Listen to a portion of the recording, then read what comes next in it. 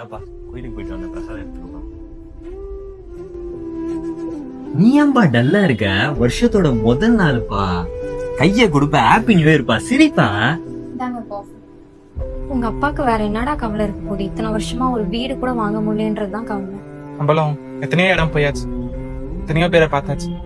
பார்க்காத ஆள் இல்ல, பார்க்காத பில்டர் இல்ல, பார்க்காத மீடியேட்டர்ஸ் இல்ல. இதெல்லாம் மீறி ஒரு நல்ல இடம் அமைய மாட்டேங்குது. அப்படி அமைஞ்சாலும் அதுக்கான பட்ஜெட் நம்ம கிட்ட இருக்க மாட்டேங்குது. இதெல்லாம் ஒன்னா கிடைக்கணும்னா கடவுள் கிட்டதான் இருக்கு. கடவுள் கண்ணை திறந்துட்டாரு. என்னடா சொல்ற? வா நீ இங்க உட்கார. Mega property expo. என்னதுப்பா இது ப்ராப்பர்ட்டி எக்ஸ்போனா?